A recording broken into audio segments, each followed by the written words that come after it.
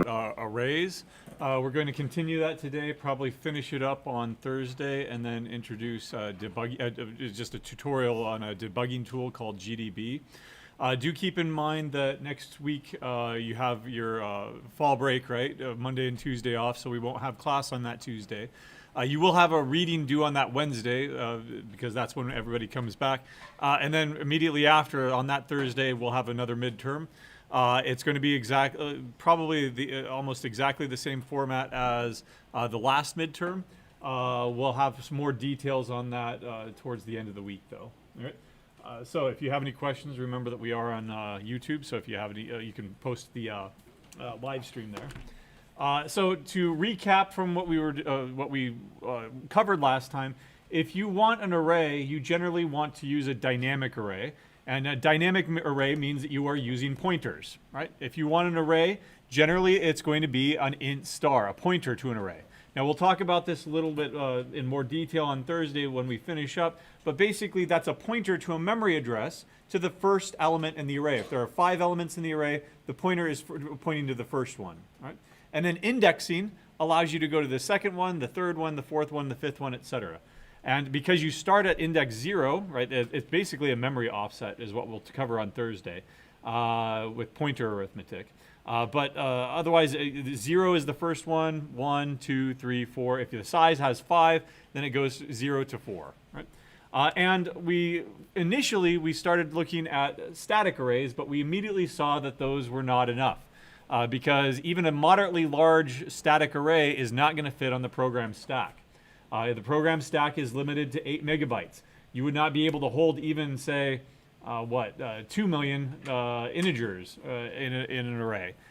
You'd immediately stack overflow. So we introduced the notion of dynamic arrays, for which you call this function called malloc, short for memory allocation. You ask malloc for a certain number of bytes, and it gives you a chunk of memory that you can use however you like.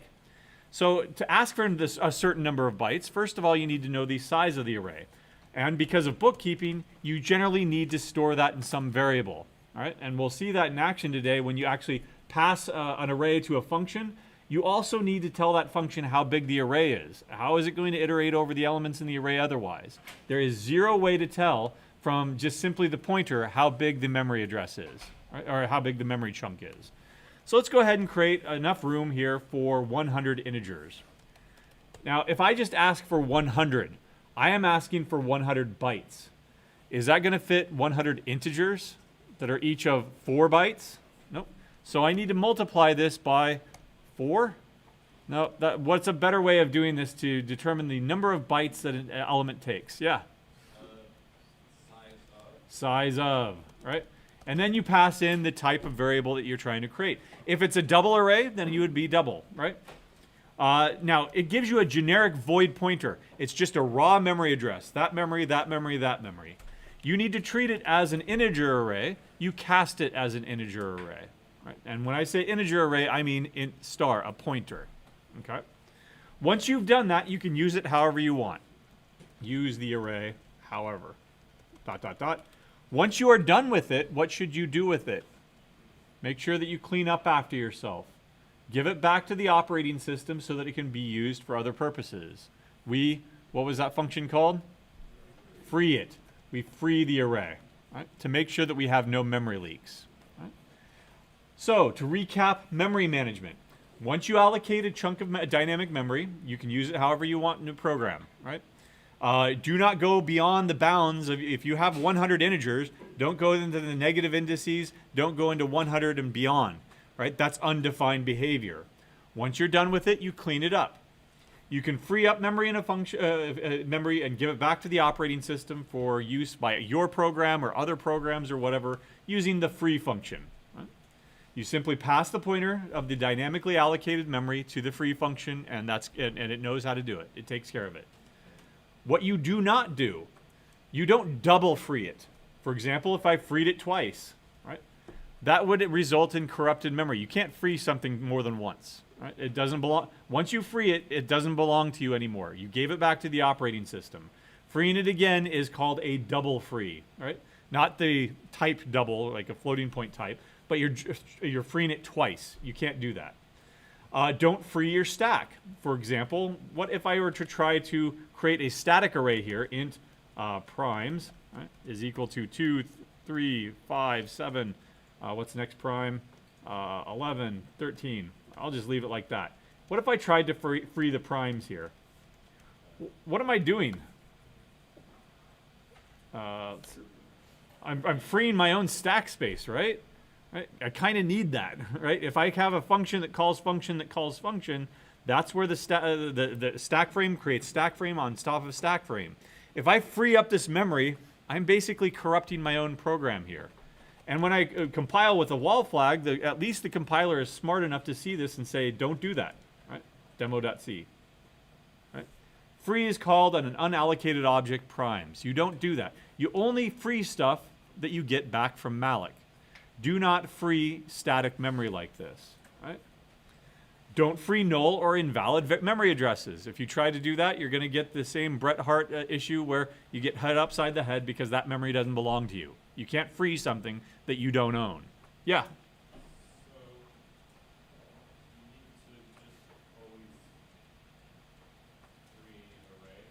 Free dynamic arrays. Dynamic arrays are always ones that are allocated using malloc or calloc or realloc or something. Yeah.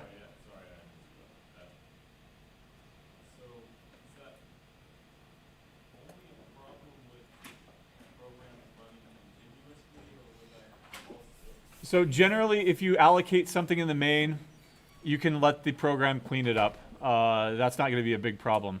But if you don't, if you create something inside of a function other than main, and then you don't free it up and you don't return it, right? We'll talk about who owns memory here in a moment, but you generally need to do it. So it's best practice, absolutely.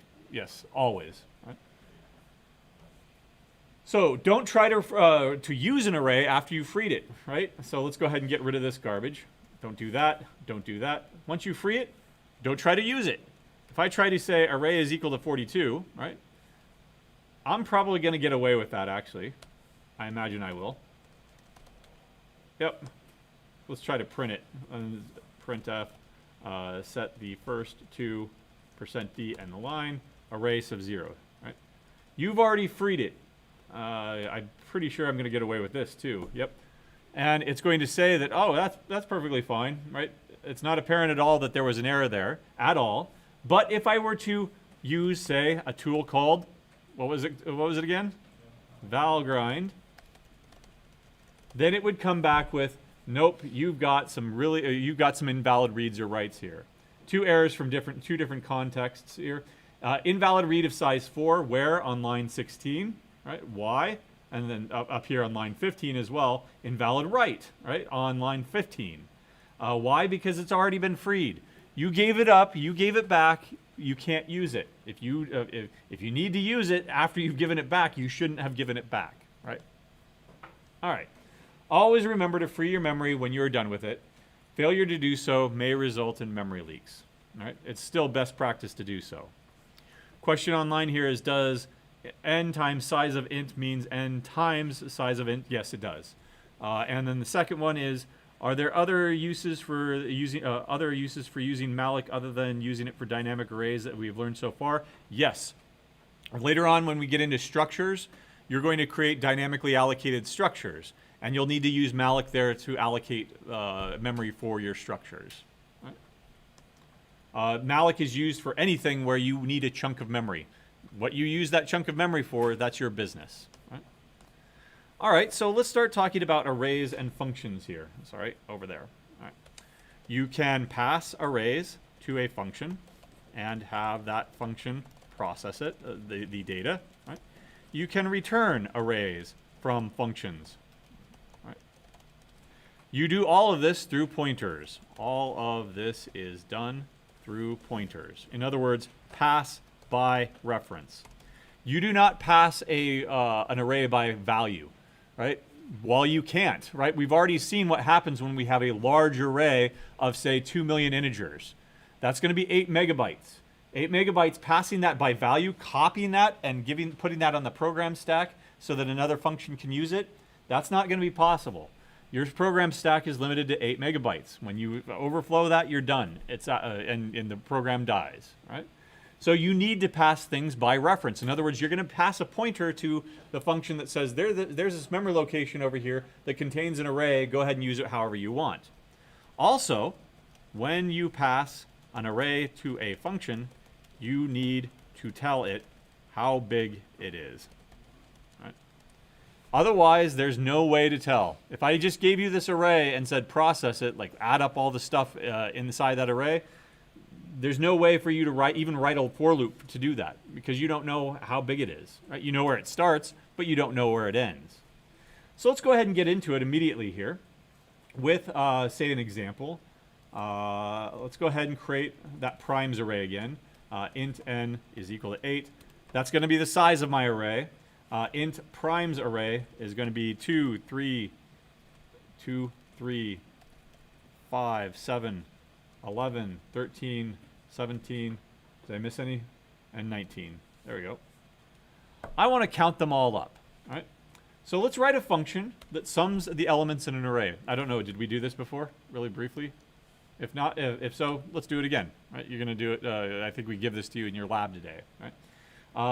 Sums the given array of integers of size n and returns the total. Okay. Oops. There we go. All right. So tell me, what would be a good name for this function? Sum of array. Okay. Get sum. Right. Compute sum. We'll just keep it simple. Sum. All right. There we go. All right. So what's my return value going to be here? If I add up a bunch of integers, what should the result type be? An integer. So we'll return an integer. I need to take an array. Int array?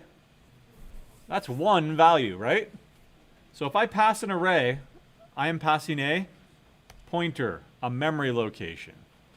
What else do I need to tell it? How big it is, n, right? In fact, I put that into my documentation here, right? Yeah.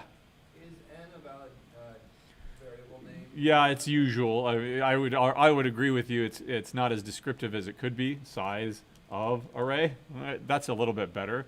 N is the usual variable, just like I, right? I is short for index. J because it comes after I, right? If we have two arrays, n. What comes out before that? M, right? We generally avoid L, though, because you confuse it with a 1, right?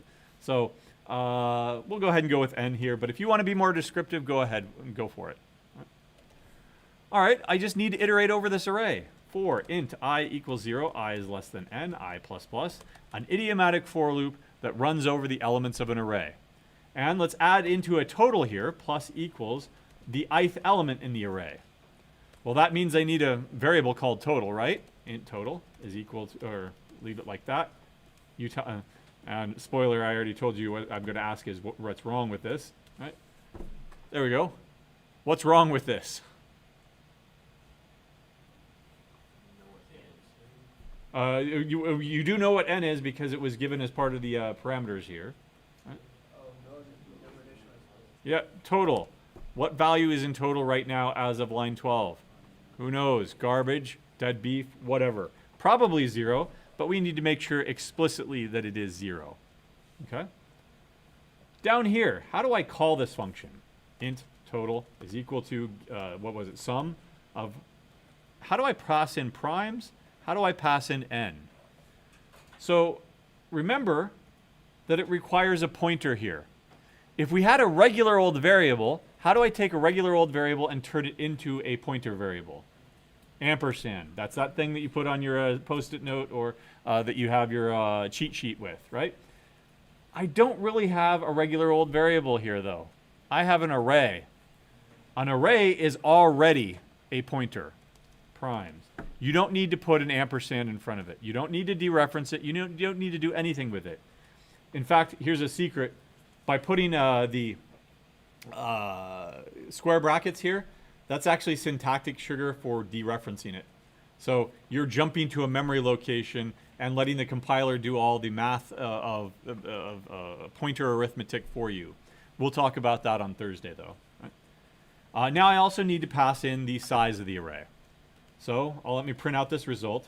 The sum of first 8 primes is %d, and the line. Does anybody know what it is? I think I remember it because I've done this exercise before, but I'm not sure. I think it's 77. Okay, good. All right, it looks like it works to me. All right, excellent. How would I know that there's not a hidden error that's not manifesting itself? I did use the wall flag. How else could I do it when I'm running it? Val grind, right? If you want to, this should be pretty quick actually. Val grind, a dot out. There's probably no memory leaks. There's 0 errors, etc., etc. It's all good. Okay. So there's our first function that takes an array as input and processes the data in it. Let me do something else, weird and stupid. There we go. Let me change the array. Okay. Can I do that? Yeah, why? Remember back when we started functions to begin with, I gave you an example of a swap function that didn't work. A and B were passed by value. The copies of 10 and 20, those were swapped, but the originals were not.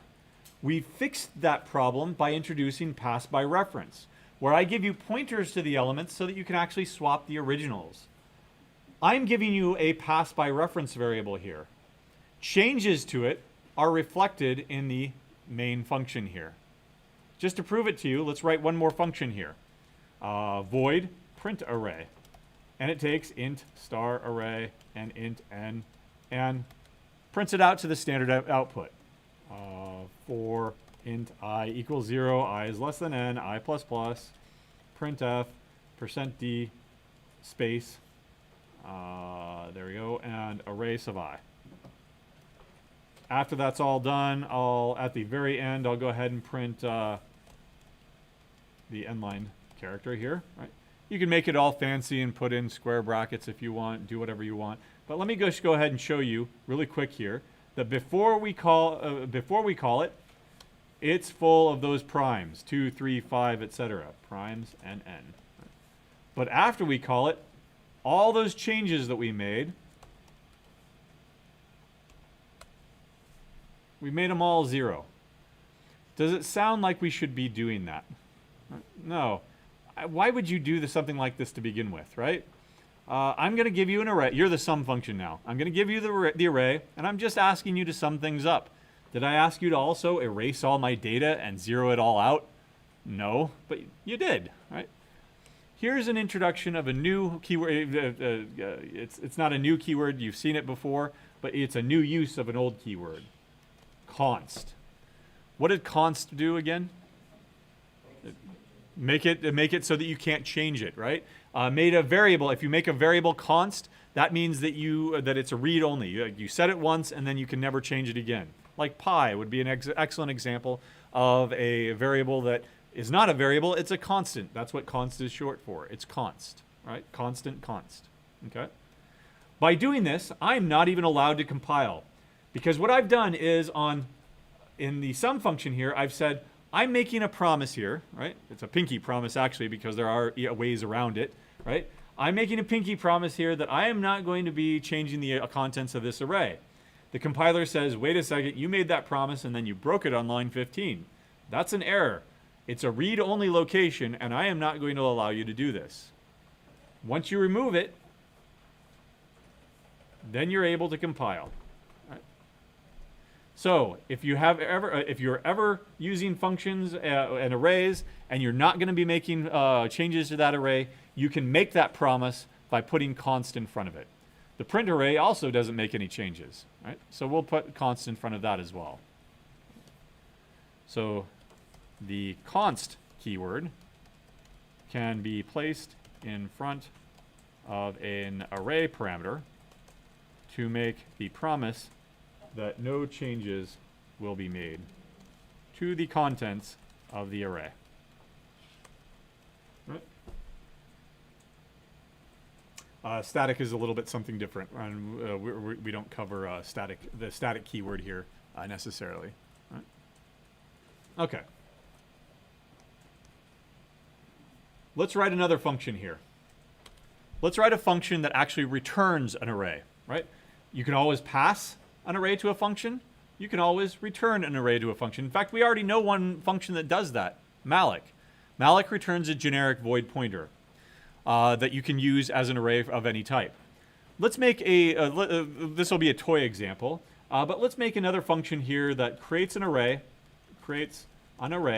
of the given size, right, n, and fills it with, I don't know, zeros, ones, let's say, ones. Let's go with that. Right? And I'll say get ones array. There we go. So what's my return type here? If you're going to return an array, you're going to create a brand new array here, and you're going to return it. Do I return just one integer? Nope. What do I need to return in this case? A pointer to an integer. Right?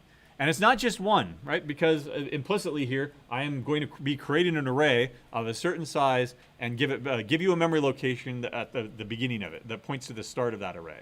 Okay? White space, you can write it like this. You can write it like this. You can write it like this. I'm going to write it like this. Just be consistent. Okay? We're going to take in as input here n, because you're telling me that you wanted a ones array filled with 10 ones, right? Or 5 ones or 6 ones or something, right? What could go wrong here? In fact, something that I should have been thinking about up here. What could go wrong with any one of these functions? What's the very first thing you should do when you write a function? Error handling. At least think about error handling here. So before we go on with this, let's think about error handling up here in the sum function. What could potentially go wrong here with the sum function? Yeah? The array ends up being null. All right, if the array is null, right? Null pointer checks are the first of the first. If you're doing error handling, the very first type of error you check for are null. Anything that is passed by reference, anything that is a pointer, you check for null. What could go wrong with n? Okay, if n is less than 0, can you have an array of size -5 elements? That doesn't make any sense. You can have an array of size 0, right? That does make sense. There's just nothing in it, right? You can't have an array of size 3.5 elements either, but you can't have a double here as input because it's already an integer. If you were to pass a double to that, when you called sum, would it just get truncated? Yep, and that was a lot of people's folks' problems with the last hack, just blindly cut and pasting the max function and not changing it so that it was for doubles. And then they would experience integer truncation and not get the correct answer. All right, what should I return? Can I return an error code here? A non-zero error code.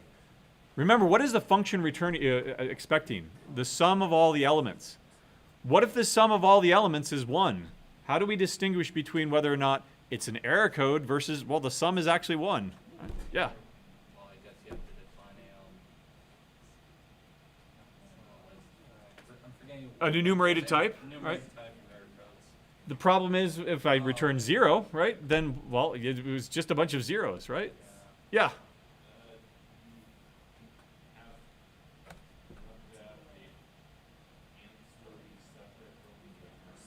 We would have to redesign this function so that the return value here is in another variable that is passed by reference. Then that would free up the return value here for an error code. That's one option. That's the more complicated option. I'm going to keep this simple and say, well, wait a second. What is the sum of nothing? What is the sound of one hand clapping? It's a cone, right? What is the sum of nothing? Nothing. So what's the numerical value of nothing? 0. If it's an invalid array, how many elements are in there? Nothing. What's the sum of nothing? 0, right? It's perfectly valid to use error handling here without error handling codes, right? This makes sense. You return 0. What if we had a similar situation here with the void function, or with the print function? I'm not returning anything because I designed this function to be a void function. But we could do something else, right? Instead of printing out the array, what could I do? All right, I could print out an error message or something a little bit more helpful. You gave me null, I'm going to print you null, right? End the line. And then I'll return, because I don't want the rest of this function to actually print anything. Right? That's perfectly fine too. That's another choice. You asked me to print out a representation of this array. This array was null or empty, and so I output empty or null or whatever. Right? If you wanted to distinguish between those two cases and say it's not null but it's empty because there are not any elements in there, then so be it. Right? Now, let's think about error handling in this situation. What could go wrong with n? Negative, or I would even argue that 0 would be invalid here. Why are you asking me for an array of size 0? You can do that, right? So what could I return here? Well, I can't return an error code because this is not an integer. I could redesign the function, but I don't want to do that either. I want to keep it simple. So what does malloc return when it fails? What's the only thing that malloc can return if it fails because it returns a generic void pointer? Null. Why don't we do the same? You asked me for something invalid, so here you go, null. Right? Put that in the documentation. Returns null for invalid inputs. Right. Okay. Otherwise, let's go ahead and implement this function now. Let me go ahead and try this initial one. So int result of n. Does that look right? Does that look like anything we've done up to this point? It might look like something that Zybooks did. Is this? Did they? Tell me they didn't. Like, did anybody in their Zybooks reading see anything that looked like this? No? Thank God. This is something called a variable length array. Right? A variable length array is a static array.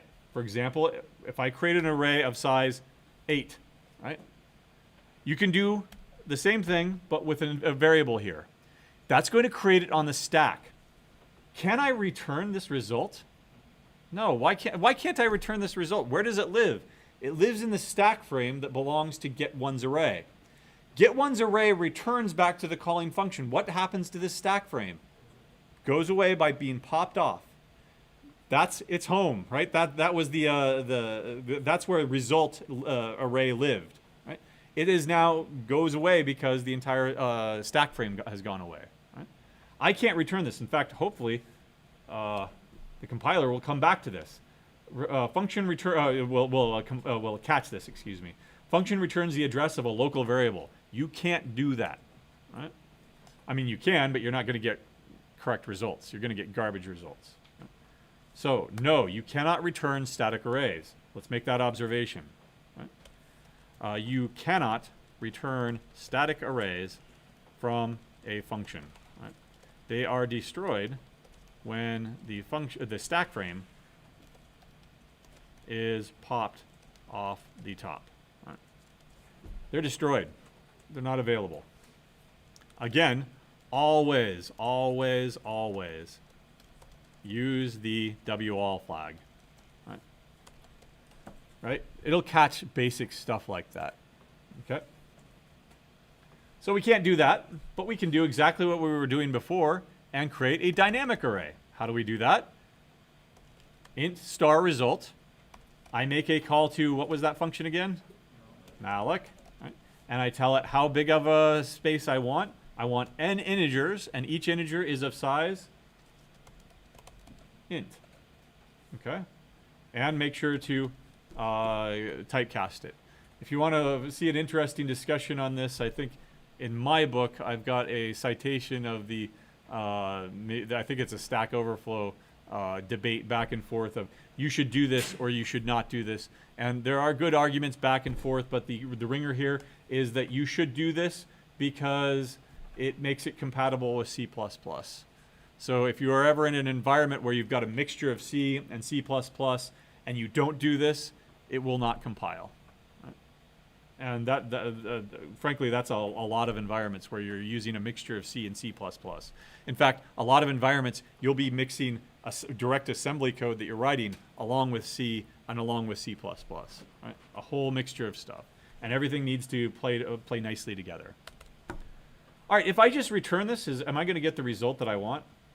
Let's find out. Int star ones is equal to get ones array. And let's say that I want of size 10 here.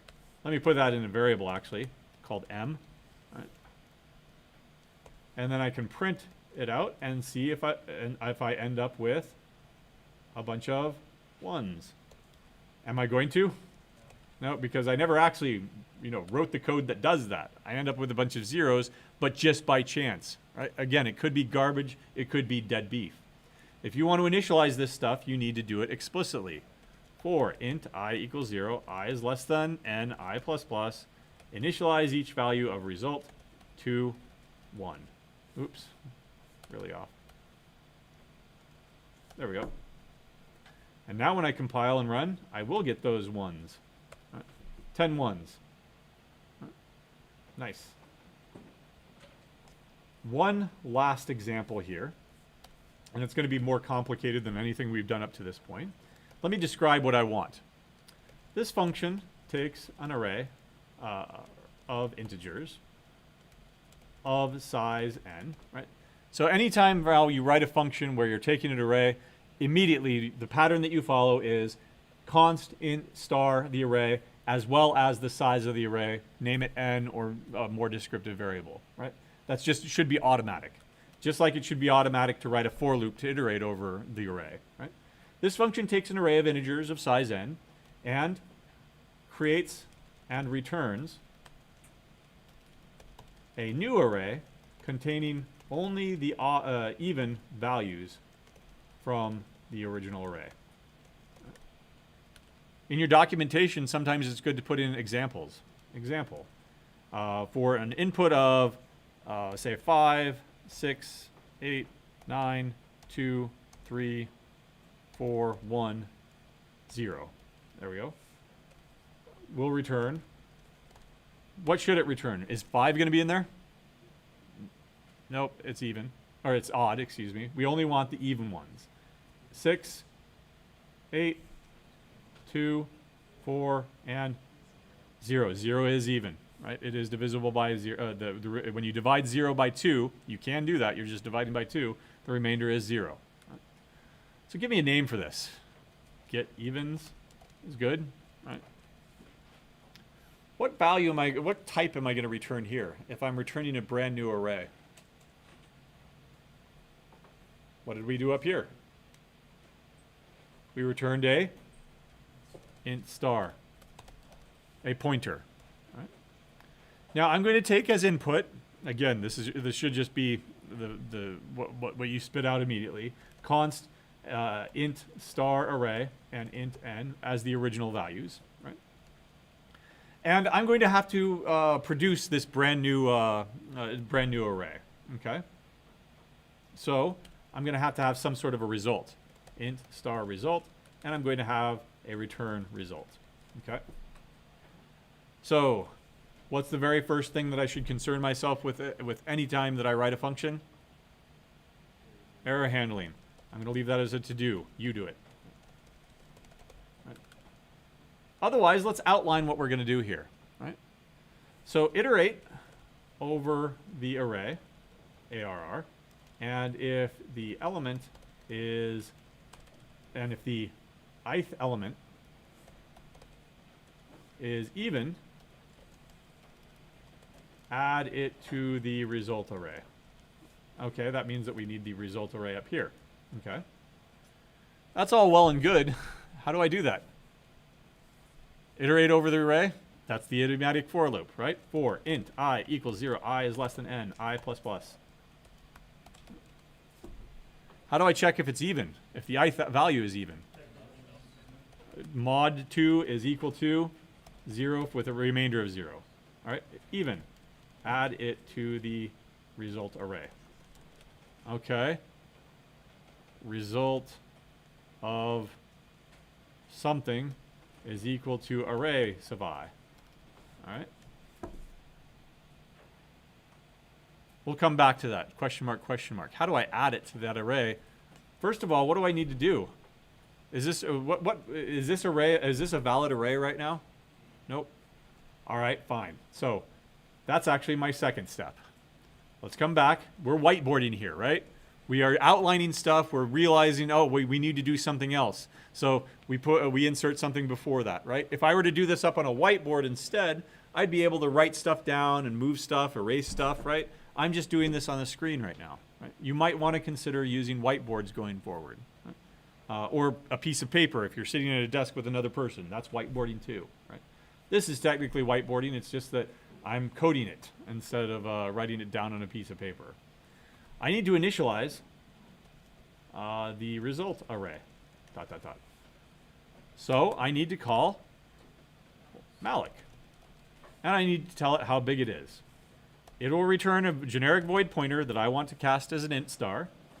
But here's the question. How big is it? I want to be the number of even elements in array, ARR, times size of int. Definitely going to be smaller, yes. Oh, okay. You want to go ahead and go n, right? Something like it. That's certainly big enough. I'll agree there. But that might be wasting a lot of memory, right? Potentially. If you've got a billion integers and you only want, say, the 10 of them that happen to be even, right? That's a degenerate case right there, right? That's an extreme case. But I don't want to waste memory here. So go back. I don't know how big that is. What should we do? Determine. Count how many even values there are in array, ... So that we can use that right here. To do that, we need a num evens value. What should I do? Always, always, always initialize it to whatever you're going to initialize it to. And then I'm going to steal this code down here. There we go. Come back up here. If it's even, then I'm not going to put it in the array. I'm going to say num evens ++. Okay? Now I know how many evens there are. 2 and 3. It turns out that we jumped to the main part, right, because that was our starting point. But then we needed, oh, okay, well, I need this. I went back and filled it in. Oh, okay, well, I need this also. I went back and filled it in. In fact, you could maybe put this into another function, right, that said count the number of evens and not have to worry about that and call that function instead. If you had justification for doing that, like you use that function in at least 2 places. Anytime you find yourself using the same code in more than one place, that should be screaming out to you, put it into a function so you can reuse it. Right? Okay, num evens. So num evens times the size of. Right? We don't need to initialize anything into it because when we iterate over it, we can add it to the result array. Now let's come back over here to this question mark here. Where do I add it? Let's look at our example. And again, this is where whiteboarding comes in handy. Right? Because if you write up an example, it helps you walk through the process of what you should do. For example, if I were to iterate over this array right here, the first one that I see is 5. Do I copy that over to my result array? Nope. So I skip it, and I go over here, and 6. What is the index of 6 right now? 1. Do I copy it over to the index of 1 for the result array? Nope. I start at 0. So what is that telling me? If I have an I, the index I for this array, should I be using I for the second array? Probably not. Right? You're not paying by the variable. Make another variable, right? J or index of result, right? You're not paying by the character either, so maybe we go with index of result. Right? Okay. I don't know, which one do you want instead? J or index of result? J. Okay. Where do we start it? Good, 0, right? And oops, I didn't want that. J. There we go. Yeah, good. So, the current version of this, right? the current version of this, what is it going to end up doing? It's going to copy over 6, 8, 2, 4, 0, all in the same index. I'm not changing that index. Where do I need to change that index value? Right after you use it. Right? Set yourself up for the next loop, the next time you see an even number. We're returning the result down here. We should all be good. Let's test it out. This is ad hoc testing, right? Let's go ahead and say that int foo is equal to, in fact, I'm just going to steal this test case right here. Right?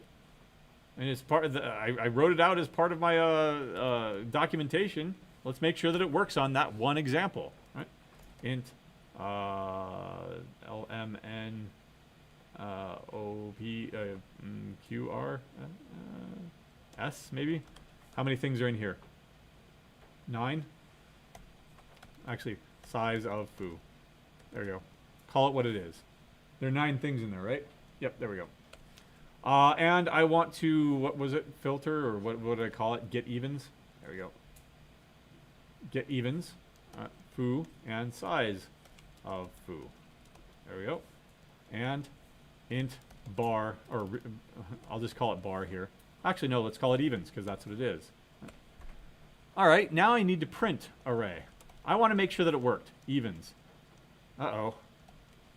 How big is that a result array? Say what? However big it is? Right? It's as big as it needs to be. Well, I know how big it is in the function. Right? Get evens. Right? Do I have that information down here? No. I'd like to return that information. I would like to return the array and also the size of the array. In other words, I'd like to return 2 things. Right? Can I do that?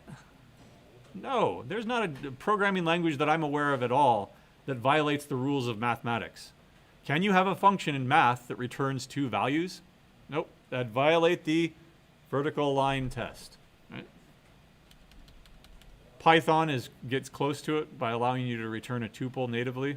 Right? So wrap it up into a parentheses and you can return 2 things, right? But you're not really returning 2 things. You're still returning 1 thing, right? All right, well, I can't return 2 things. But you did in your hack this week. You returned 3 things, RGB values. You returned 4 things, CMYK values. Yeah. Yeah. Int star size of result. There we go. I can have a pass by reference variable, and then I can put the result into that pass by reference variable. And by the way, if I were doing error handling, I would need to check that now. Right? So is this correct? Size of result is equal to num evens. Nope. The thing on the left-hand side is a pointer. The thing on the right-hand side is a regular old variable. How do I take a pointer variable and turn it into a regular variable so that you can set its value? Star. Right, there we go. Now, some people might think, oh, wait, you don't even need that value anymore then, right? You can go ahead and say this is equal to 0 and then replace this with this. You can, but that way won't work, right? Size of result, so PEMDAS. What comes before addition? Parentheses, exponents, what is it, multiplication, division, etc., right? There's an order of operations. Neither one of these falls into PEMDAS, but there's still an order of operations here. What happens is that plus plus ends up getting executed first. And if you were pointing to memory location 42, now you're pointing at memory location 43 and then dereferencing that, which is all types of wrong. Right? You could do it this way if you added the P in PEMDAS, parentheses, and changed the order of operations. Ugly, starting with an F, right? Don't do that. Right? Let me go back. There. If you're going to play with pointers, play with them once, right? There are too many failure points to play with them over and over again, right? If you're going to set a value, just set it once. Use a local variable here, right? Local variable is not that bad. It's not inefficient. It is way less prone to failure. And only set it once and be done with it. Right? Okay. Now I know how big it is if I create this variable int num evens, right? Or yeah, size of evens. Right? I can pass that in, size of evens. Right? Oh, I need to do that up here as well. Right? Except that when I pass it to the get evens function, this is a regular old variable. I need before, sorry. This is a regular old variable. Does it expect a regular old variable? Nope. So how do I take a regular old variable and turn it into a pointer variable so that I can pass it? Ampersand, good. Oops. I forgot my semicolon. There we go. Run this, and is that the result that we expected? Looks like it to me. Right? Excellent. Right. Questions so far on any of this? Oh yeah, go ahead. How do you free the memory? Good question. So, where is that? Where is that thing I wanted? Right. All right. Who owns memory? Right. So if I create memory in a function, does that function actually own memory? Right. Which function or piece of code is responsible for cleaning up memory? Right. That is freeing it. Right. It depends. In general, whoever owns whatever piece of code, I don't want to anthropomorphize it, but whatever piece of code owns the memory is responsible for cleaning it up, right? If a function only allocates temporary, this is an example here, I'll label that as an example. If a function only allocates temporary memory that it does not return, the function is responsible. Right? So we haven't done an example like that, but you will have an example like that in your lab today. Right? Another example, if the function returns the memory, it is transferring ownership to the calling function. That's not how you spell transferring? All right, 2 R's, there we go. All right. So that function doesn't own it. Let's look at an example here, a simple example, the get ones array, right? Does the get ones array own the amount memory allocated on line 48? It does for the purposes of filling it with one values, but then it immediately returns it. What if I were to free it up here, free result?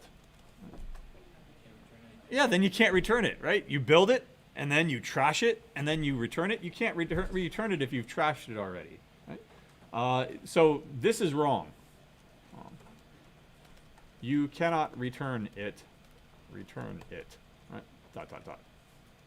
If you did this, right? Similar for the get evens array here. Right? Get evens. I create it on line 78. I initialize it. I process the data, and then I return it. If I freed it right here, would I be able to return it? Nope. So I'm in both of those cases, I am transferring ownership here to main, and main is responsible for cleaning them up. If you actually wanted to clean them up here and be responsible about it, I would free it only after I am done using it, right? Could I free it up here? I'm getting it, and then I want to print it. Am I done using it before I print it? No. So I need to free it up only after you're done using it. Free it up only after you're done using it here with the evens.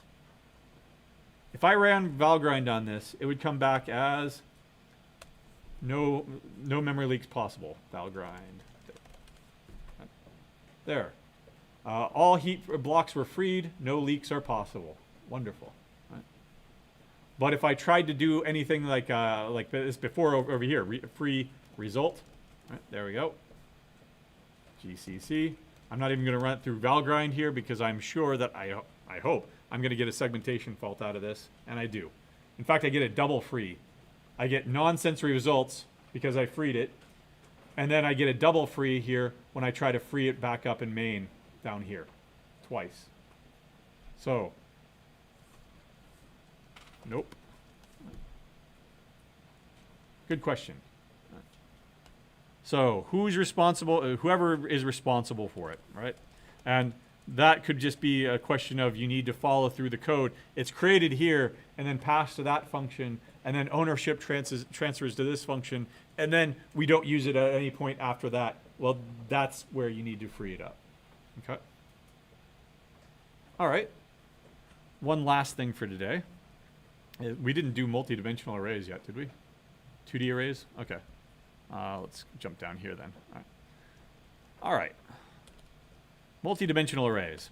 So when I say multi-dimensions, I mean, 2D, 3D, 4D, etc.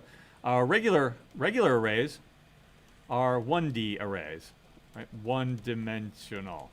Because if you think about them, they're in one dimension. If you put them on a number line, right, they don't go off to infinity in either direction. They start at 0, 1, 2, 3. They work in one direction, and then they're finite. If you expand that out into 2 dimensions, you get things like this. 2D arrays. 2D arrays have rows and columns. Right? What do we call those things? Okay, I heard it. That if you're a mathematically minded person and you are, maybe you've had some linear algebra, those are called matrices. Right? But we in the regular old world that have never had linear algebra, we call those what? Tables. Right? Whatever fancy, if you want to get fancy about it, tableau. Right? If you, there are lots of different ways of talking about this. Right? There are rows and columns. There are 3D arrays. Right? You have rows, columns, and what are called aisles. Right? Like the supermarket, you walk down the aisle, right? Because on each aisle, you've got rows on the shelf and then columns of goods, right? So 3 dimensions, 4 dimensions, 4D, etc. At that point, any analogy fails because we're not 4-dimensional beings, right? For all of these, rethink what you're doing. Right? You will never have, in this class especially, you will probably not have any use case for 3D arrays.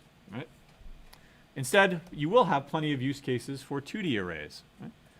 A regular array is a pointer. Right? Is a pointer. Pointer, can't spell today. Right? Int star. Right? A 2D array is an array of pointers to pointers. So what do you think that looks like? If 1D is 1 star, 2Ds is going to be 2 stars, right? And here's the way that it works, right? Each, you have an array of pointers, each of which points to a row of integers, of elements, or values, or integers. Right? If it's a double array, then so be it. In your hack this Thursday, you'll be dealing with arrays of pixels. What's an array of a 2D array of pixels gives you what? No, that would be characters. Pixels would be an image, right? You're going to be dealing with 2D arrays of pixels that form an image, and then you can rotate that image. You can flip it upside down. You can do the mirror image of it, etc. Right? And those are the exercises that you'll be doing in your hack on Thursday. So how do we do this in actual code? Let me go ahead and get rid of all this. Okay. Don't worry, it's all in your... yeah, I copied it over. Right? It'll all be in your notes. So what I want to do is I want to create a 2D table that is, say, 3 rows, 5 columns. Basic bookkeeping means that I have to keep track of both of those values. So int numRows is equal to 3. Int numCalls is equal to 5. Right? I'm keeping both of those into variables so that I can use them. Right? That's basic bookkeeping. If I were to pass a 2-dimensional array into a function, I would not need to pass both of these dimensions. It needs to know how many rows there are, and it needs to know how many columns there are. Right? If you want to, you could use n and m here, but I'll go ahead and use num rows and num calls. I am abbreviating columns as calls so that it has exactly the same number of characters here. Right? It's just a stylistic choice. So what I need is create an array of pointers, int star star. And I'll call this table. Okay? And I'm going to make a call to malloc. When I typecast this, it needs to match the thing on the left-hand side. Normally, when we've been using malloc, we've been using int star. If we had an array of doubles, it would be int star, double star. We don't have either one of those in this case. What do we have? Int star star. It needs to match. Okay? How many do you want? So if each pointer is going to point to a row, how many pointers do I need? 3. Now, size of int. Are these going to be integers? No, they're going to be integer pointers. So, how many bytes does an integer pointer take? They are not the same. I don't know of any system that would use 4 bytes for addressing, unless you're going back at least 30 years. Yep, exactly. So what does this do? This sets up our array of pointers. Let me show you, and this is a preview of the rest of the code. Let me show you what we've done so far. Here I've called it matrix, but it's table, right? That call to malloc on line 3, which we just wrote, sets up an array of pointers. Matrix of 0, matrix of 1, matrix of 2, etc., etc. Those are all integer pointers. Now what I need to do is go through and set up each pointer, set up each row. The first row will be just a regular old call to malloc that we've been using up to this point. Then another call to malloc, then another call, ... and then another call. Right? So we need a for loop. For int I equals 0, I is less than num rows, I plus plus. You want to set up the ith row of num calls size. Right? So table sub I is equal to a call to malloc, and this is just a regular call to malloc that we've been using up to this point. You want num, oh, sorry, I should have used my variable up there, right? I said 3, I meant to put the variable. Num calls times size of, and here we do use int. Why? Because that's what each element there is. The first one is an integer, the second one is an integer, etc., etc., etc. Now this one's a 10 by 10. We're doing a 3 by 3 because we actually want to print it out and see what it looks like. Right? Before we do that, let's set the top left element to 42. Once I've set up the table, it's 2 dimensions. You use 2 indices. So where would the top left one be? 0, 0. Right? Where would the bottom right one be? Set this equal to 42. Table sub what is equal to 101. This is going to be set the bottom right element to 101. So the bottom would be, if there are 3 rows, it's going to be 1, 2, or 0, 1, 2, right? And if there are 5 columns, the last one is going to be 0, 1, 2, 3, 4. Right? You could use the variables instead if you wanted to. And now let's print it out to see if we get what we expect. Right? For int I equals 0, I is less than num rows, I plus plus. In other words, for each row. Now what do I do? For each column in that row, another for loop. I can't use I again, so I just use j because it's next in the alphabet. Num calls j plus plus. Right? And this is for each column, ... Right? Let's print it out. Printf %d space table sub I j. There we go. Right. Now to make it nice and pretty, I'm going to go ahead and print an n-line character at the end of each row. Otherwise, I'll have row, row, row, row, row, all on one line. Right. Let's compile this and see if it works. No warnings. We're good. Right. There. We can make this a little bit nicer and align everything so that you can actually see that it is indeed a table. 42 at the top left. Let me run it. 42 at the top left, 101 at the bottom right. Zeros everywhere else because we got lucky. The operating system stepped in, the compiler stepped in, and set all those to 0 for us. Right? In fact, if I ran this through Valgrind, I'd get all kinds of wrong. 66 errors in 6 different contexts. Why? Because all those zeros are uninitialized values, and it's saying, you probably shouldn't be doing that, you probably shouldn't be doing that, you probably shouldn't be doing that over and over and over again. Right? All right. Questions on that so far? How do we free it up? Free the table. All right. Let's go ahead and take it. Well, first of all, did Valgrind say that we had any memory leaks? Definitely lost 24 bytes. Indirectly lost 60 bytes. So, okay, that's because we weren't freeing anything up. Let's go ahead and free up that table now. Does that solve all of our memory leaks? Nope. The 24 bytes went away, but the 60 bytes remains. Do some basic math for me. 3 times 5 is 15. 1, 5. How many bytes in each integer? How many bytes in each integer? 4. So, 15 times 4, that comes out to be 60. I wonder where that came from. Right? What about that 24 that we had before? I'll give you a hint here that an int star, it's 8 byte addressing, 64-bit system. Right? Sound familiar? Right? Like old school Nintendo. What was that era of gaming called? What kind of bit? 8-bit, right? And then Super Nintendo became 16-bit, 32-bit. Now we're in 64-bit. It refers to the addressing or the size of registers. It comes up on a lot of different contexts, right?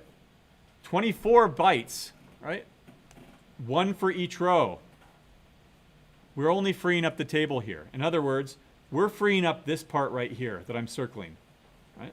With my cursor, if you can see it. We're not cleaning up any of these rows. We've got a memory leak here. How do we clean up these rows? Free the row, free the row, free the row, free the row. Once you've freed up all those rows, now what can you do? Now you can free up the table. Right? So let's come back over here, steal this code. For each row, free the row. Right? Free table, solve I. There. And now, even though I've got, still a bunch of invalid reads writes because of uninitialized memory, now all heap blocks are freed, no leaks are possible. Okay. I'll make sure that you have this in your notes. Any questions on any of this stuff so far? No? All right. Then I will put that over there, and there we go. All right, so what we'll focus on next time is wrapping things up with miscellaneous stuff. We're going to talk about how the reason we do zero indexing, it's because of how memory works, and indexes are nothing more than syntactic sugar for computing memory offsets. Pointer arithmetic is what we call it. And then various miscellaneous stuff. And then I'm going to show you the a tool called GDB, a full debugger that you'll use next week in your hack.